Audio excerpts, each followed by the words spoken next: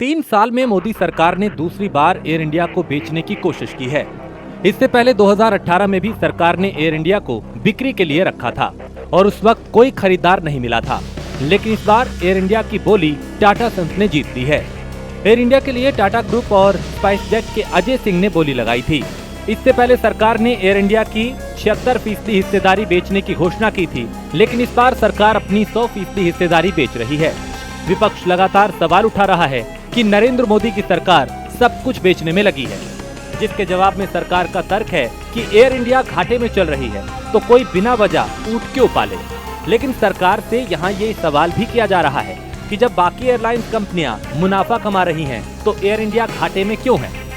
इसी साल अगस्त में नागरिक उड्डयन मंत्री वीके सिंह ने जानकारी दी थी कि एयर इंडिया को 31 मार्च 2020 तक 70,820 करोड़ रुपए का घाटा हुआ है। वीके सिंह ने राज्यसभा में एक लिखित प्रश्न का जवाब देते हुए कहा था कि जब से एयर इंडिया और इंडियन एयरलाइंस का विलय हुआ है, तब से भारी नुकसान हो रहा है।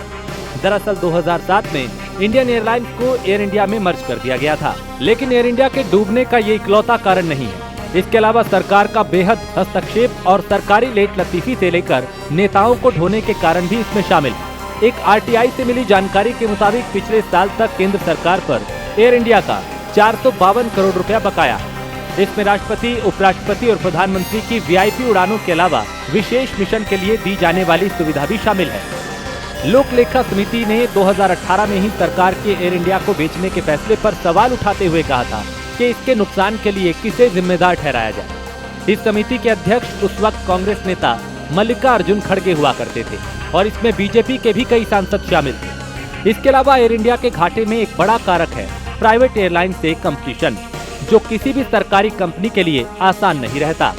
इसकी शुरुआत ऐसे हुई है जब एयर में प्राइवेट प्लेयरों की एंट्री हुई तो तत्कालीन अटल बिहारी वाजपेयी की सरकार ने नए विमान खरीदने का फैसला किया।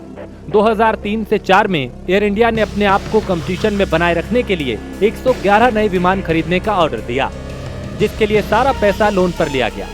यहाँ तक कि एयर इंडिया फायदे में थी, क्योंकि 2004-05 की रिपोर्ट में एयर इंडिया का शुद्ध मुनाफा 96.36 करोड़ था। लेकिन उसके बाद से लगातार एयर इंडिया का घाटा बढ़ता रहा। इसकी एक वजह यह भी रही कि 2007-08 में जब अंतर्राष्ट्रीय बाजार में तेल की कीमतें बढ़ी तो एयर इंडिया के पास काफी कर्ज था और तेल महंगा हो गया तो घाटा बढ़ता चला गया। हालांकि उसके बाद अंतर्राष्ट्रीय बाजार में तेल की कीमत भी कम हो गई, लेकिन एयर इंडिया का घाटा नहीं रुका और अब हालात ऐसे हैं कि सरकार कभी फायदे में रहने वाली इस कंपनी को सफेद हाथी कहकर बेच रही है। Digital desk, prime news.